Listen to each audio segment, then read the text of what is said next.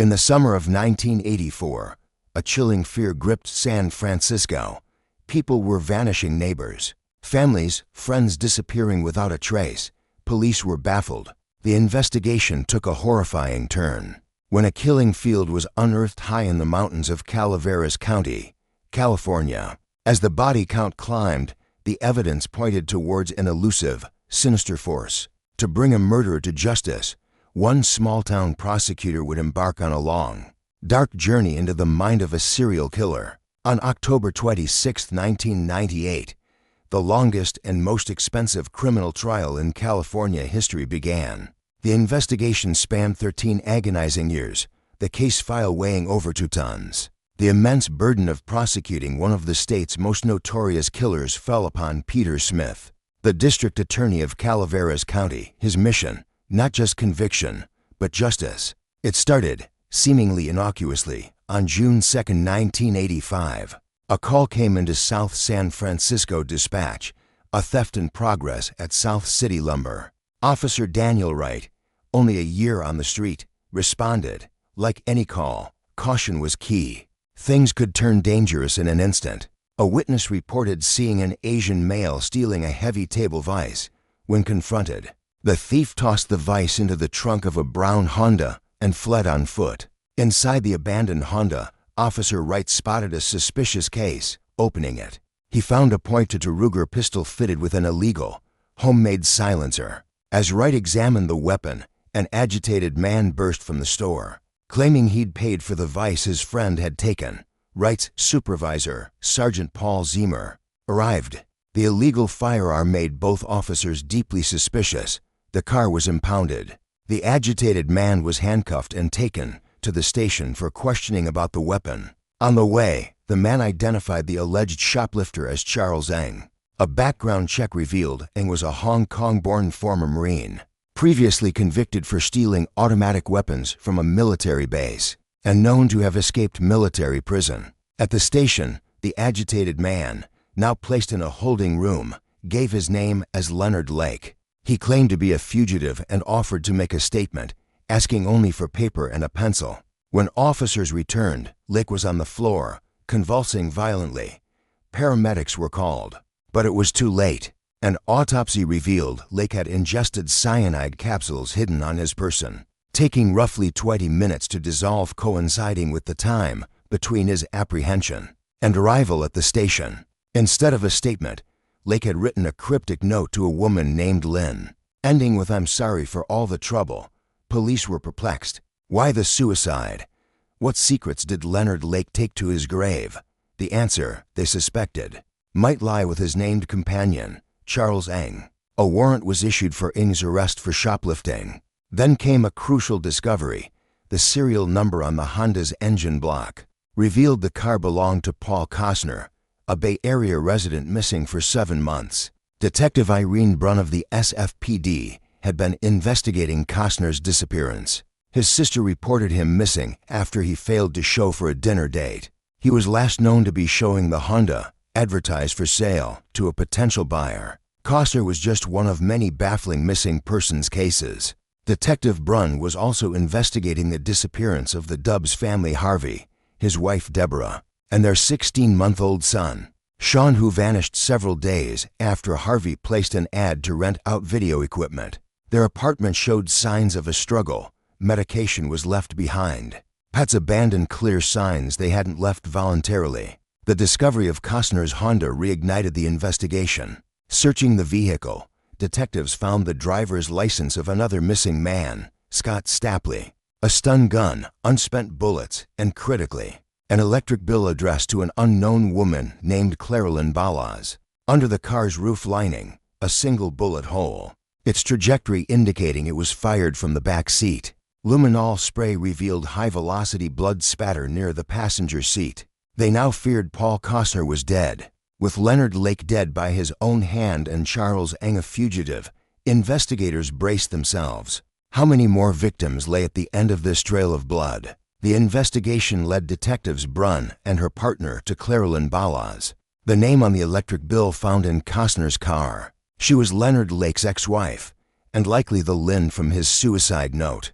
Ballas explained the electric bill was for a remote cabin her family owned in Calaveras County. Though eager to search it, the detectives were stalled by Ballas, who claimed she couldn't take them until the next day. They alerted the Calaveras Sheriff's Department to keep an eye on the property. The following morning, meeting Ballas, they were surprised to learn she and Lake's mother had driven up the night before, claiming they wanted to tidy up the notoriously messy cabin. Concern rising about compromised evidence, the detectives, along with Calaveras sheriffs, followed Ballas to the isolated property. Near the cabin stood a cinder block bunker.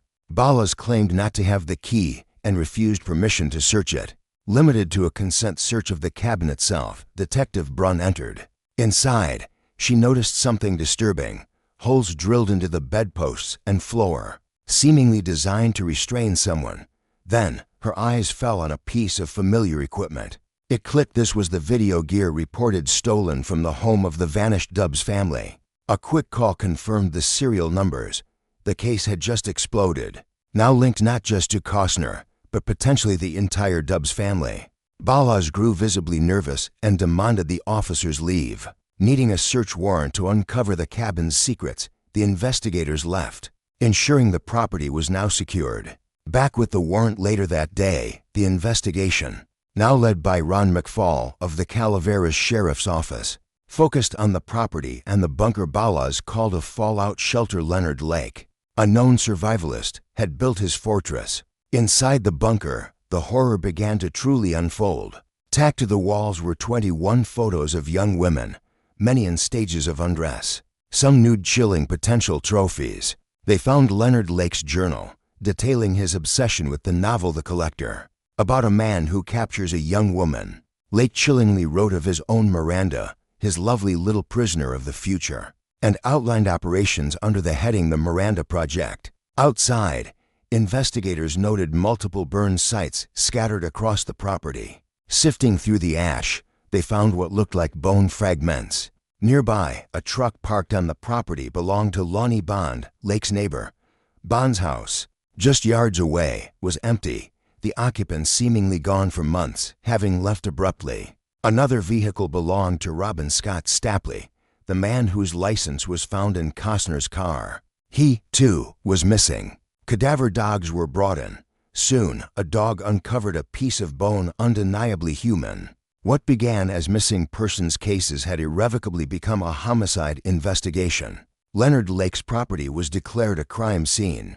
A massive task force assembled: Calaveras Sheriffs, SFPD, California DOJ. The property was meticulously sectioned off. Teams began the grim task of searching the 2 acres surrounding the cabin. In a trench filled with debris, Sergeant Larry Copeland and his team unearthed hundreds of personal belongings: buttons, zippers, jewelry, each item individually photographed, cataloged. Potential evidence linking unknown victims to this place of horror. Inside the bunker, Lieutenant Ron McFall's team made another disturbing discovery: a secret door hidden behind shelves. Beyond it lay a cramped, hidden chamber containing a crude cot, toiletries, and a typed list of horrific rules. I must always be ready to serve as my master. Never speak unless spoken to. Always be obedient. A 2-way mirror allowed observation from outside. The door hinges were bent, suggesting someone had desperately tried to force their way out. Lake's Miranda Project fantasy seemed terrifyingly real. Forensic specialists dusted for prints, finding nothing conclusive. Near the driveway, an investigator noticed disturbed blue soil. Buried beneath was a plastic container. As darkness fell, the task force suspended the outdoor search. Inside the cabin, they inserted one of the videotapes found in that container. What they saw next plunged the investigation into an even deeper level of depravity. The tape depicted 2 women enduring extreme verbal and psychological abuse, threatened with violence, forced into sexual submission by Leonard Lake and his accomplice identified as the fugitive, Charles Ng.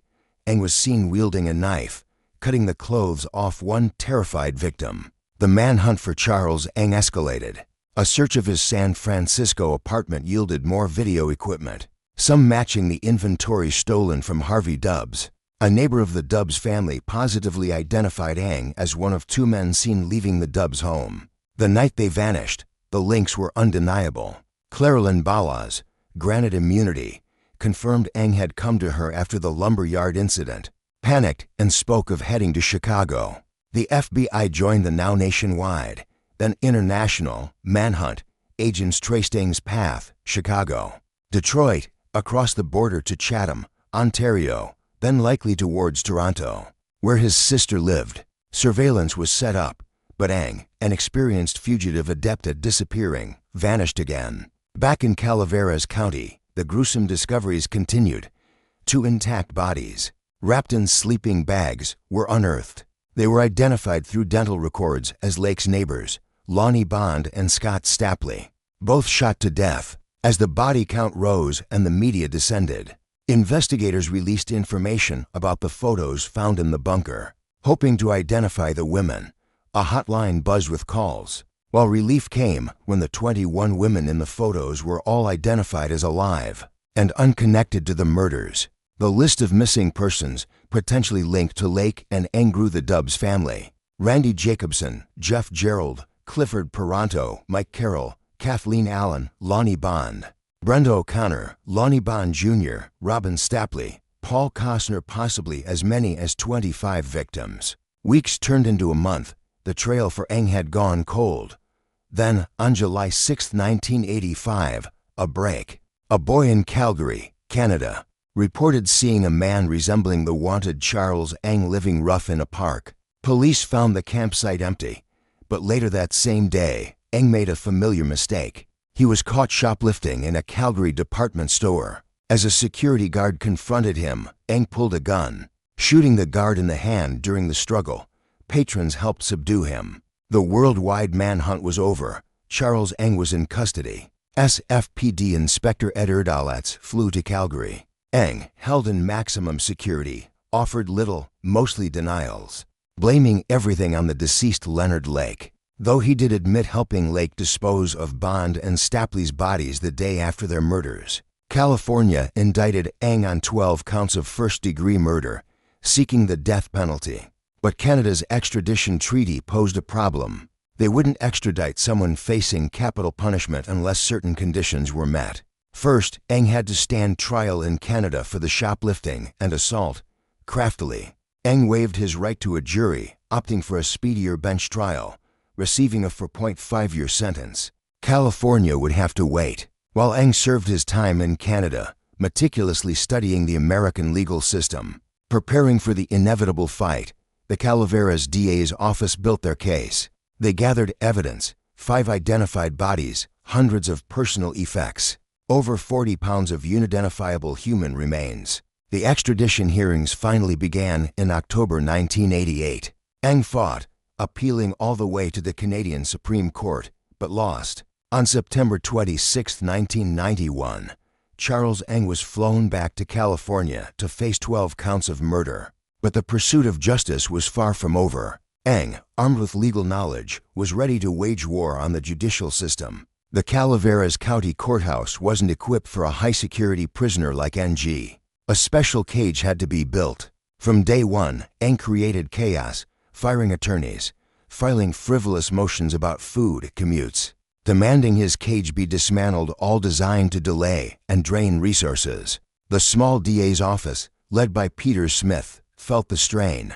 A full year passed before the preliminary hearing even began. The prosecution presented its evidence, heavily reliant on the horrific M-Ladies videotape showing Eng torturing Brenda O'Connor and Kathleen Allen. Then came the testimony of Maurice LaBerge, Eng's former cellmate in Canada. LaBerge recounted Eng's chilling confessions, detailing the crimes at Lake's cabin, even providing crude cartoons Eng drew depicting the murders, including the killing of a baby. On November 13, 1992, the court found sufficient grounds to try Eng for murder. The trial was set for January 1993, but Eng again fired his attorneys. Pre-trial publicity forced a change of venue to Orange County. A mountain of evidence, truckloads of documents, reports, photos was transferred. Eng's new public defenders were granted 2.5 years to prepare. Years ticked by. Prosecutor Peter Smith worried memories fade, witnesses die. Then, the prosecution suffered a devastating blow: Maurice LaBerge. The only person Eng had directly confessed to was killed in a car accident. Their key witness was gone. Finally, on October 26, 1998, 13 years after the first bodies were found, the trial of Charles Eng began. Selecting a jury took a month, screening over 2,000 people. Eng, volatile, shouted obscenities, tried to halt proceedings, leading Judge John Ryan to order him fitted with an electric stun belt for the trial's duration. Charlene Haneke, Deputy Attorney General, delivered the prosecution's opening. She laid out the plan. Eng and Lake together committed the 12 charged murders. She described the killing field, the mass graveyard, and previewed the M-Ladies tape, the centerpiece of their case, showing Eng demanding massages from Kathleen Allen, cutting the clothes off Brenda O'Connor. William Kelly, Eng's defense attorney, countered simply, Leonard Lake was the mastermind, the killer, driven by his dark Miranda Project fantasy outlined in his diary. Eng, Kelly argued, was merely a bystander, perhaps even subservient. Kelly suggested Lake's ex-wife, Claralyn Ballas, was the real accomplice. Nobody, Kelly asserted, will point a finger at Charles Eng and say I saw him murder somebody. The prosecution meticulously built its circumstantial case. Sergeant Copeland testified about a shocking discovery, analyzing tapes from NG's apartment. He found a hidden, single-frame image showing the bodies of Lonnie Bond and Scott Stapley in a wheelbarrow, matching the crime scene photos. Medical testimony established the bodies were in full rigor mortis, meaning the photo was taken shortly after death, directly contradicting Eng's claim to Erdalats that he helped bury them 24 hours later. This linked Eng directly to the scene immediately after the murders. They presented personal effects: Kathleen Allen's pendant identified by her tearful sister. Her supervisor recounted Allen leaving work with a bearded man, Lake, after a call about her boyfriend being shot. The jury saw Allen's terrified ordeal on the M-Ladies tape. Typewritten letters sent to families and employers explaining the victims' absences were all traced back to an Olympia typewriter found in Lake's cabin. Video equipment stolen from the Dubs family was found not just at the cabin, but also in Eng's apartment. With Maurice LaBerge dead, the prosecution made a critical move, arguing successfully to admit the written transcripts of LaBerge's detailed testimony from the Canadian extradition hearing. An RCMP officer read LaBerge's account of Eng's confessions, the grotesque cartoons, the chilling details of the torture and killings. The defense fiercely attacked LaBerge's credibility, his extensive criminal record, the $36,000 payment he received for cooperation, the $20,000 cash found in his car after his fatal accident, implying his testimony was bought. The prosecution's key confessor, heard only through transcript, had been potentially damaged. The defense called women who described bizarre and frightening sexual encounters with Leonard Lake, painting him as a monster obsessed with bondage, disturbing photography, even human sacrifice. None had met Eng. Another witness portrayed Eng as subservient, often abused by Lake. Kelly tried to implicate Claralyn Ballas, showing she was frequently at the cabin. In a stunning courtroom maneuver, Kelly called Ballas to the stand, read her immunity agreement to the jury, and then asked no questions, implying she had something damning to hide and preventing prosecution cross-examination. He ended by playing a tape of Lake himself describing his cold desire for an off-the-shelf sex partner. The defense rested, having squarely pointed the finger at the dead man, Leonard Lake. After the prosecution's closing arguments, the trial took its most astonishing turn. Charles Eng, against the vehement advice of his lawyers, demanded to testify on his own behalf. He took the stand. Eng denied everything significant told to LaBerge, claiming his jailmate lied. He tried to explain away his comments on the M-Ladies tape as things said in the heat of the moment, but prosecutor Charlene Haneke masterfully dismantled his testimony. She used the M-Ladies transcripts, highlighting details LaBerge knew, like the sound of handcuffs clicking, that weren't written down, details Eng must have told him. She replayed NG cutting Brenda O'Connor's clothes, forcing him to admit he acted independently. She pointed out Eng warning Lake about a gun on the table, when Allen was already handcuffed, showing active participation, not fear. Haneke exposed Eng's lies and his role as a willing partner, not a mere bystander. In final arguments, the prosecution stressed Ng's independent choices. The defense reiterated the lack of direct murder evidence. The case, resting heavily on circumstantial evidence, the horrific tapes, and the transcript of a dead witness, went to the jury. The jury deliberated for 1 week, then 2. Tension mounted. 3 weeks passed. The prosecution grew concerned. Had the defense successfully muddied the waters? Had Ng's gamble paid off? On February 24, 1999, the verdict came. Charles Ng was found guilty of 11 counts of first-degree murder, including the murder of baby Sean Dubs. They deadlocked only on the count related to Paul Kosner. Charles Ng was sentenced to death. The longest, most expensive trial in California history, costing over $20 million, was finally over. For 13 years, investigators and prosecutors had relentlessly pursued justice for the victims of Leonard Lake and Charles Ng. Charles Ng now sits on California's death row, the final chapter written in a saga of unimaginable horror born from greed and depravity.